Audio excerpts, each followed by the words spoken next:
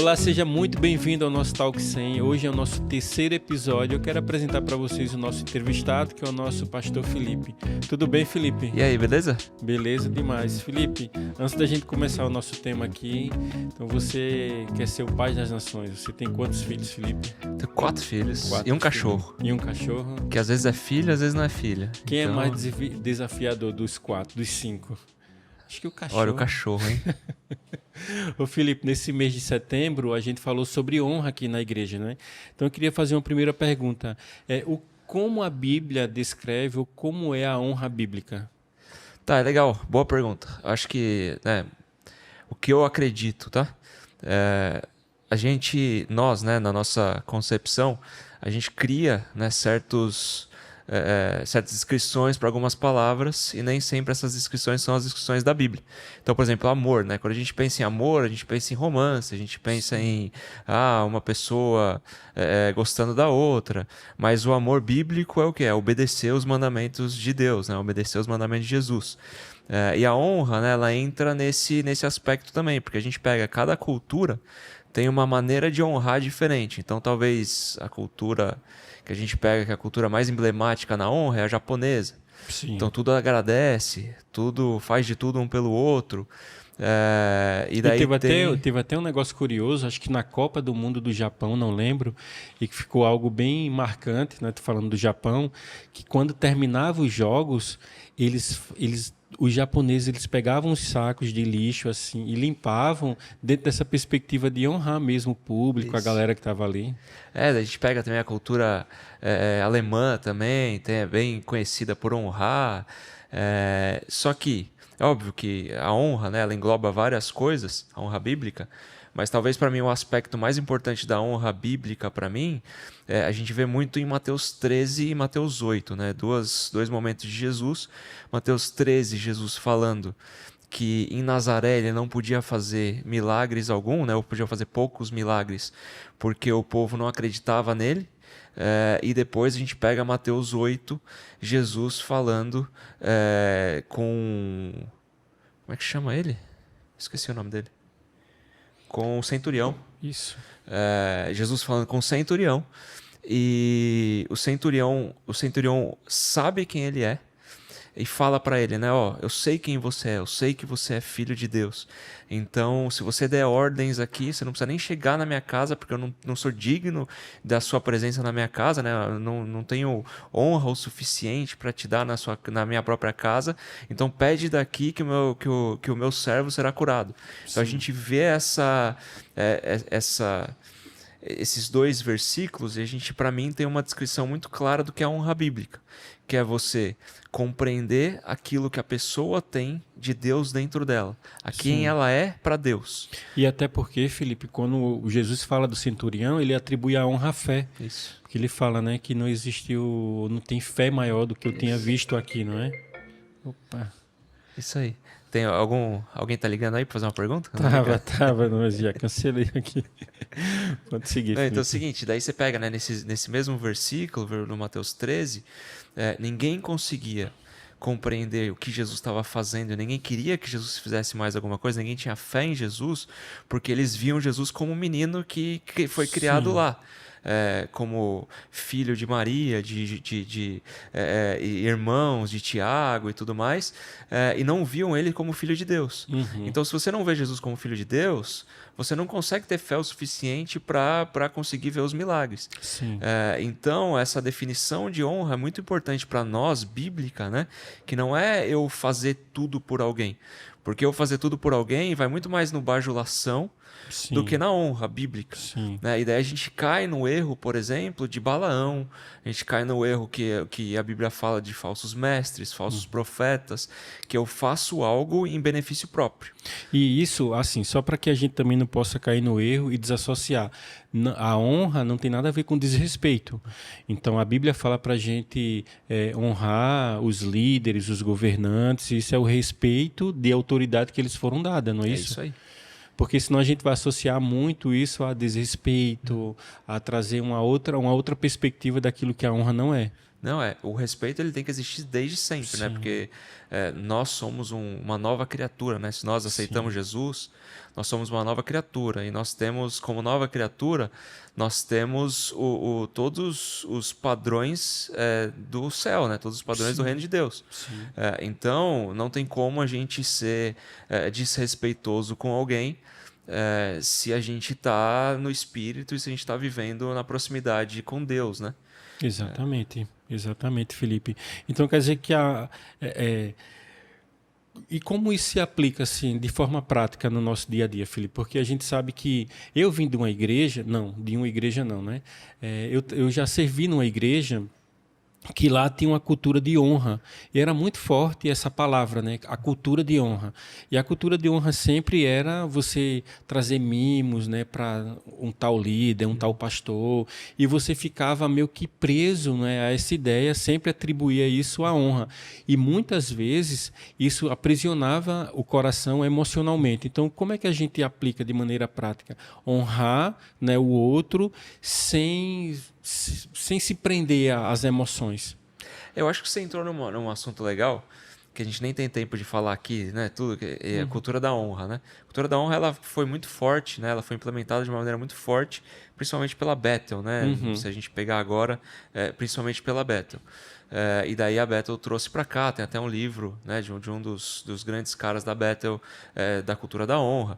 Só que se a gente pega, né, a cultura da honra, né, é um termo que não existe na Bíblia, né? E essa cultura da honra, ela pode ser muito mal utilizada dentro de um contexto cristão, né? Principalmente de igreja, como você tem falado, né? Eu já vi muitas igrejas onde é muito mais bajulação por interesse do que honra de verdade, honra bíblica. Sim. Então você fica muito mais mimando, você fica muito mais dando presente, você fica muito mais nesse de, eu preciso fazer algo por causa dessa pessoa.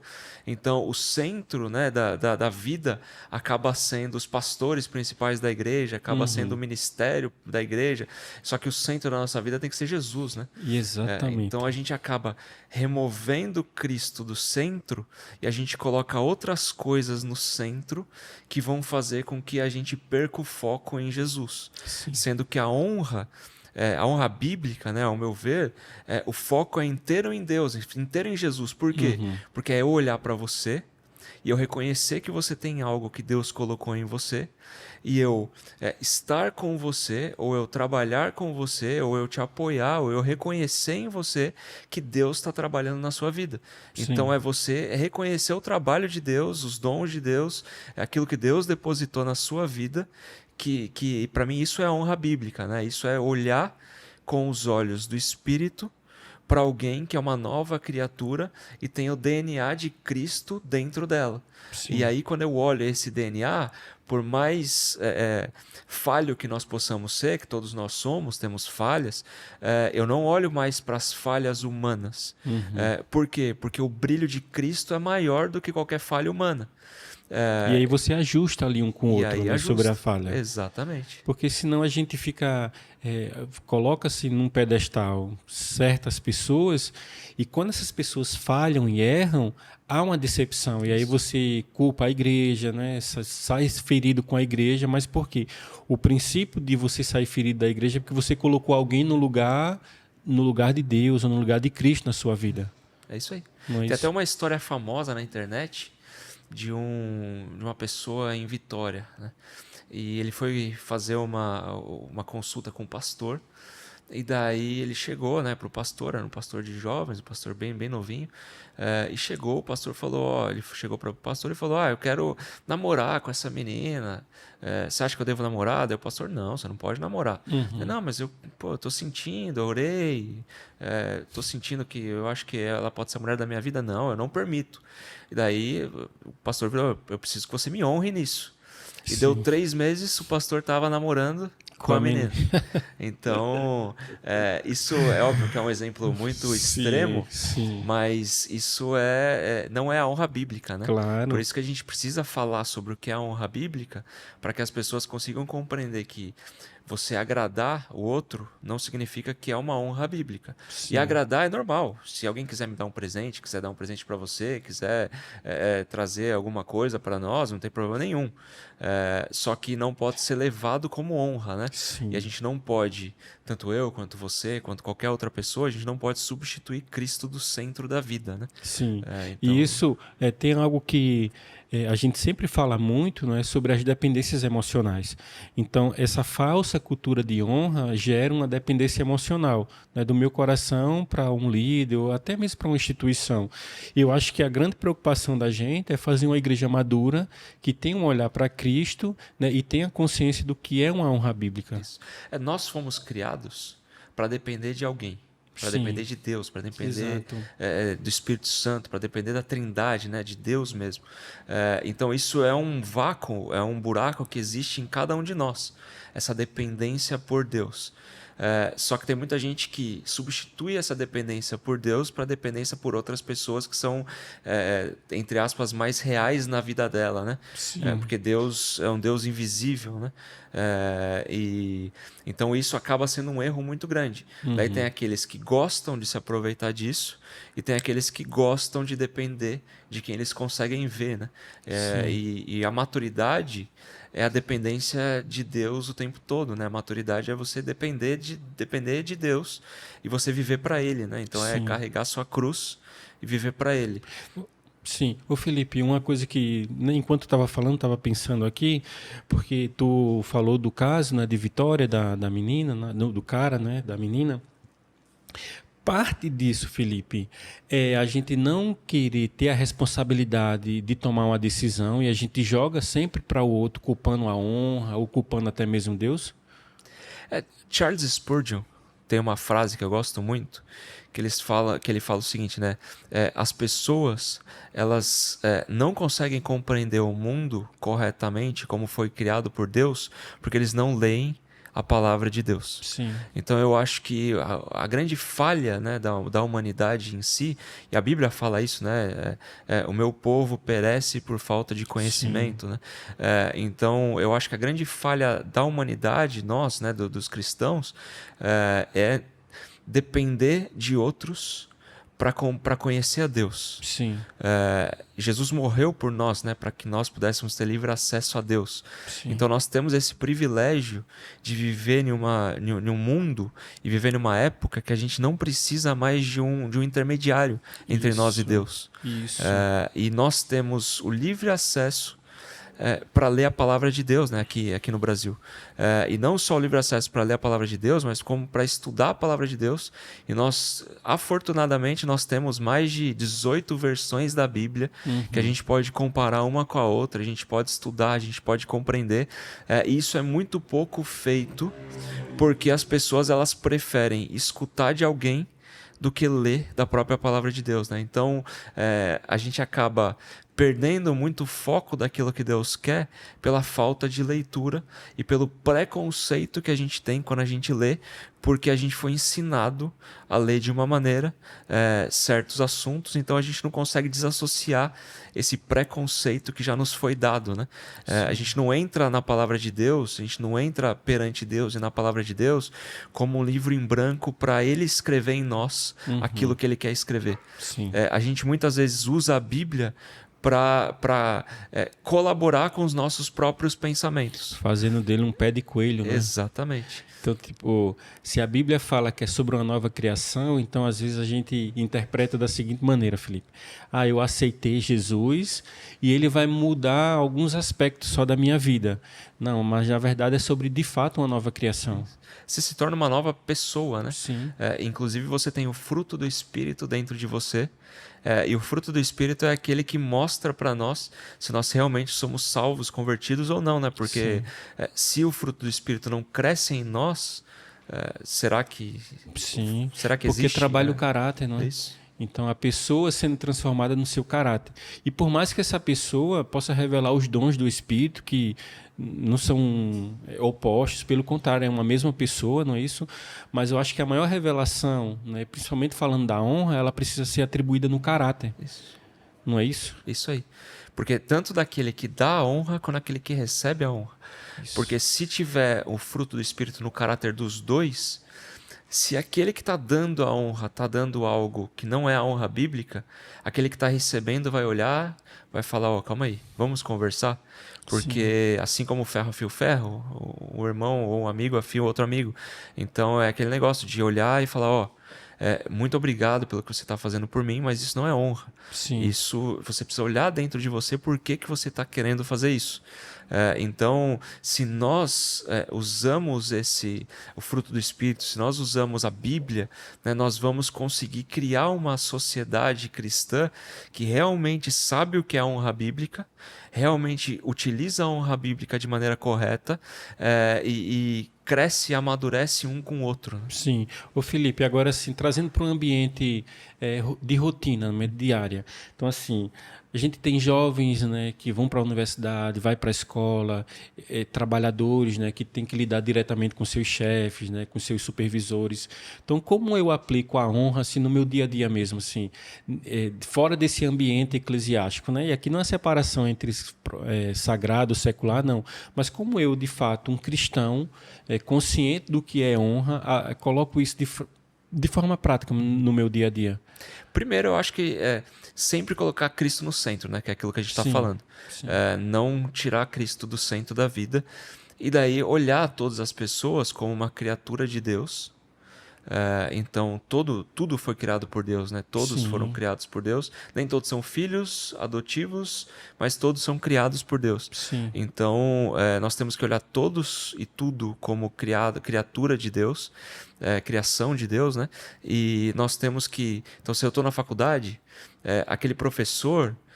que muitas vezes eu não gosto, que muitas vezes eu não sei porque está lá, mas de alguma maneira Deus tem algo que está fazendo em mim através daquilo que eu estou estudando. Então eu preciso começar a olhar com os olhos do Espírito e não com os olhos da carne tudo aquilo que está ao meu redor. Né? Então isso torna a vida muito mais fácil, do ponto de vista, muito mais bonita. Né? Então isso é uma coisa que é um desafio que a gente tenta ensinar às nossas filhas, por exemplo. Então eu tento ensinar a Valentina, que é a mais velha, de 6 anos, né, a honrar biblicamente tudo e todos. Então, quando passa por alguém que está limpando alguma coisa, a gente fala, né? Todo trabalho é importante.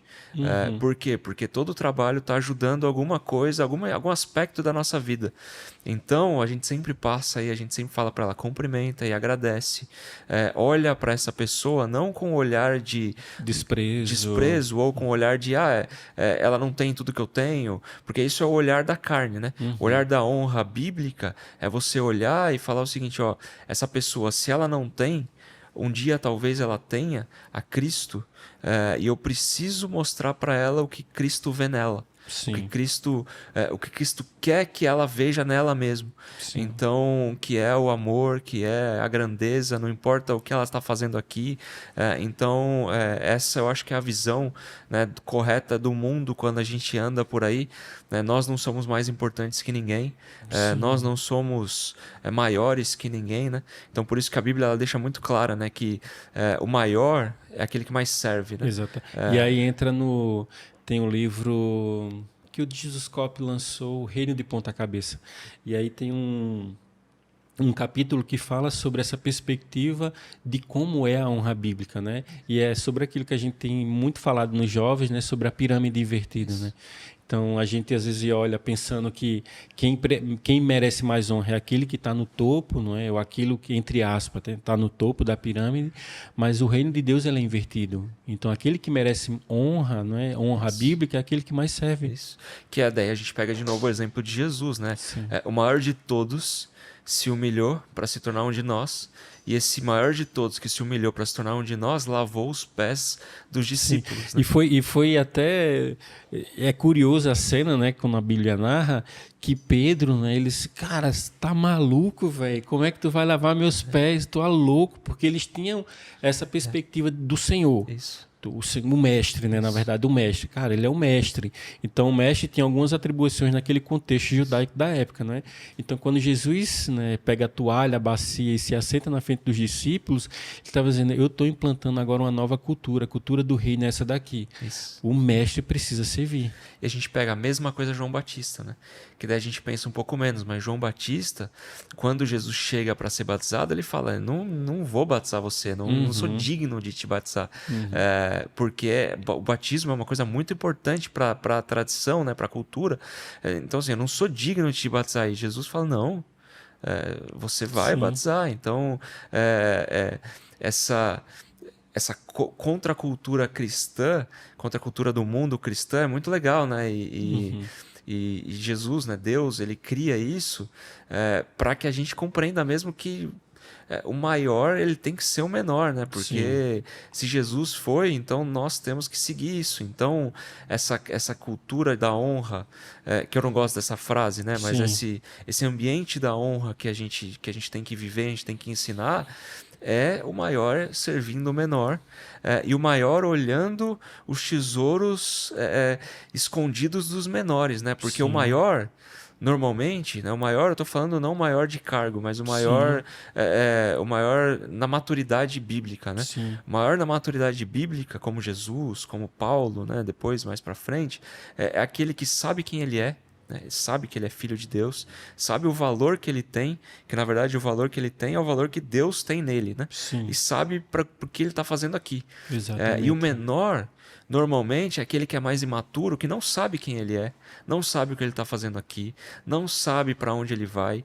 E o maior, o objetivo do maior é descer até o menor, ao nível do menor, e conseguir ensinar e explicar e fazer discípulo do menor, para que o menor se torne maduro o suficiente para conhecer que ele é filho de Deus, que ele é amado, para conhecer que o sangue de Jesus lavou tudo, para conhecer que os dons do Espírito estão nele, e para conhecer para onde ele vai para a presença de Deus, né? Então, essa contracultura é muito importante quando a gente fala de honra, né? E o próprio apóstolo Paulo se utilizou disso quando estava na igreja de Corinto, né? Ele fala, cara, eu me tornei menor entre vocês, eu não quis ser o sábio, eu não quis ser o mestre, eu não quis trazer nada além da pessoa e do evangelho de Cristo. Então, talvez esse seja o caminho saudável para que eu, você e qualquer pessoa que se diz cristã viver, né, esse ambiente ou essa cultura de honra de maneira saudável. Isso aí. E uma coisa que é importante falar também é que a honra leva à unidade, né? E a honra e a unidade não significa que não vão ter desentendimentos interpessoais. Conflitos. Conflitos. Por quê? Porque nós somos humanos, né? Então a gente pega, né, exemplos como de Paulo e Pedro, Paulo e Barnabé. Paulo e Barnabé ainda teve a reconciliação bíblica escrita, né? No final, né, na carta de Timóteo, isso. Paulo fala, me traz Marcos que ele me é útil. Mas, e olha a reconciliação, né? Me traz que ele é útil. Não, nem o...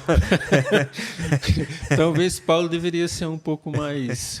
um cara sério, né? Eu não sei, né? Mas você lê assim... Ao mesmo tempo que ele era tão apaixonado, né, por Jesus Cristo, até porque essa paixão por Jesus foi de um encontro. Então, o encontro precisa acontecer. Mas, ao mesmo tempo, você vê o quanto ele era sério nas suas escritas. Ao ponto do apóstolo Pedro, né, escrever na sua carta, dizendo assim, coisas difíceis ele escreve, não é uma pessoa assim tão, não é? Mas, cara, o que ele tem é a revelação da própria pessoa de Cristo. E daí a gente pega Pedro e Paulo, a gente não tem uma narrativa bíblica de reconciliação. Só que mesmo assim a gente vê o evangelho se expandindo tanto para judeus quanto para gentios. Então, né, esse aspecto da cultura da honra ou da unidade, da honra por unidade, da honra com unidade, é importante a gente também ressaltar, porque o mundo, né, da honra, da unidade cristã, não é um conto de fadas onde todo mundo é melhor amigo. Mas sim, a gente tem que tentar ser amigo de todos. Isso não exime o fato de que a gente precisa tentar ser amigo de todos. Mas o que nos une é o sangue de Cristo. Então, muitas vezes, a amizade não vai acontecer, mas a unidade e a honra pelo sangue de Cristo tem que acontecer. Tem uma história curiosa, Felipe, de John Wesley e o George Whitefield lá, não é? Eles conterrâneos, né, de um mesmo período, né, de uma mesma época, e eles tiveram algumas discussões, alguns embates, porque um era calvinista e outro arminiano, e alguém querendo fazer briga entre os dois, né, chegou para George e disse assim: George, você vai encontrar Wesley no céu? E aí o George parou e disse assim: não vou, porque ele vai estar tão próximo de Deus que eu não vou, né, que eu não vou encontrar ele no céu. Então a resposta dele era assim: cara, ele vai estar no mesmo lugar, ele vai estar ali, não é, junto com, por mais que eles tivessem divergência entre eles, mas eles tinham uma honra e um respeito muito grande entre eles. Isso. Era a unidade cristã de verdade. E a honra bíblica de verdade, né? Independente dos sentimentos humanos que pode acontecer, de você gostar, não gostar, ter discussões, debates, não deve acontecer, né? Não é uma coisa que a gente tem que incentivar a ter discussões, a ter problemas uns com os outros. Isso não deveria acontecer. Mas pela humanidade nossa ainda acontece, mas se a gente tem os olhos fitos em Cristo e se a gente tem a unidade, né, pelo sangue de Jesus e através de Cristo, por mais que nossas ideias não converjam entre si, mas nós sabemos que o sangue de Cristo nos une, e o nosso trabalho é através do sangue de Cristo, através dos dons do Espírito. Sim. Então a gente consegue viver, né, mesmo no debate da vida, a gente consegue viver reconhecendo Cristo um no outro, né? Isso é talvez a maior honra que alguém pode olhar um para o outro, né? Exatamente. E até porque existem pessoas que vão ter especificidades diferentes das nossas, então características diferentes das nossas, e se movimenta, né, como é um termo muito usado ultimamente, né, se movimenta diferente da gente. Mas quando a gente tem a Bíblia, a pessoa de Cristo como centro desse relacionamento, a gente vai honrar uns aos outros. Isso. Que é o próprio Paulo, né? Paulo, ele fala, né, que ele queria estar lutando pelo povo judeu. Ele queria estar lutando para a conversão do povo judeu, mas Cristo chamou ele para os gentios. Sim. E ele reconhece que Pedro é aquele para os judeus e ele é para o gentio. Então então cada um faz o trabalho que tem que ser feito e na excelência de Cristo, na excelência do Espírito Santo, e eles fizeram de uma maneira espetacular que o mundo inteiro conhecido naquela época conheceu e escutou o nome de Jesus através de 13 pessoas, né, com Paulo, 12 apóstolos e Paulo, que espalharam o evangelho para o mundo inteiro, né? E chegou até a gente. Né? Chegou até a gente. Graças a Deus. Felipe, para a gente já caminhando aqui para o final, a gente conversou muito sobre honra, sobre aquilo que a honra bíblica, né, de fato nos mostra. Então, assim, se a gente pudesse sintetizar tudo que a gente falou em frases ou num caminho, o que é que a gente poderia fechar esse nosso terceiro podcast? Eu acho que é um desafio, tá? Que o Espírito Santo sempre coloca na minha vida. E sempre coloca, eu acho que na vida de todo mundo, né? E muitas vezes a gente silencia um pouco essa voz, mas na minha vida tá bem alto esse som de as pessoas. Nós temos que olhar as pessoas através do olho espiritual, através dos nossos olhos espirituais, porque aí a gente vai conseguir entregar a honra bíblica para as pessoas. Eu acho que se eu olho para você e paro de olhar o Elton que eu conheço, humanamente falando, e olho para você e vejo as características de Cristo, o fruto do Espírito, os dons do Espírito dentro de você, e através dessa ótica eu olho para você, eu acho que isso é a maior honra bíblica que alguém pode ter um pelo outro. E através desse olhar que nós vamos ter a unidade bíblica acontecendo no nosso meio e a maturidade se desenvolvendo no nosso meio, né? Porque se eu olho para você dessa maneira e você olha para mim dessa maneira, as conversas difíceis que nós vamos ter e nós temos sempre um com o outro, né? Elas se tornam fáceis. Por quê? Porque eu sei que você não está querendo me prejudicar, eu sei que eu não estou querendo te prejudicar. Sim. Nós estamos querendo crescer em Cristo em maturidade. Então, a vida se transforma no centro Cristo e a palavra, de verdade, né? Porque é um querendo que o outro amadureça, um querendo que o outro compreenda quem ele é em Cristo.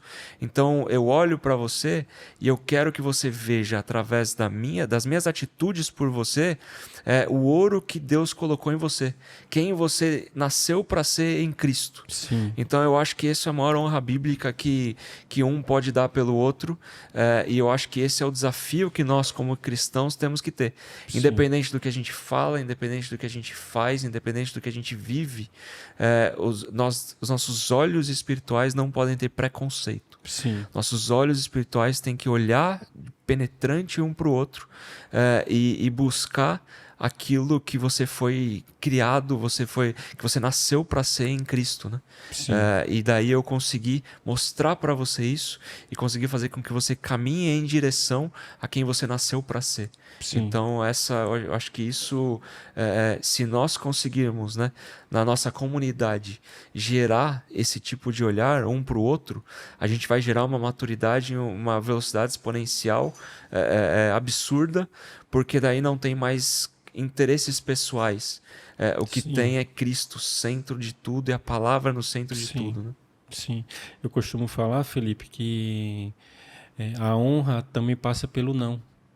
Então, nem sempre o sim é você honrar, né? Mas o não faz parte de você honrar um ao outro. Quando você diz não para alguém, não porque você, né, de maneira avulsa, não também faz com que a gente cresça e honre uns aos outros. É isso aí. Felipe, obrigado. Eu acho que foi um papo direcional, assim, sabe, prático. E eu acho que foi bem legal. Foi um prazer. Obrigado, que Deus abençoe. E que a gente possa crescer em honra bíblica, crescer em unidade bíblica. Porque quanto mais a gente cresce em honra bíblica e unidade bíblica, mais o corpo de Cristo é fortalecido, mais o corpo de Cristo é honrado, e o cabeça, né, é visto. E esse é o nosso papel. Valeu. Deus abençoe. Valeu, Felipe. E você que está em casa, curte, comenta, compartilha, e envia para todo mundo esse nosso terceiro podcast. Então, chegamos ao fim, beleza? Deus abençoe.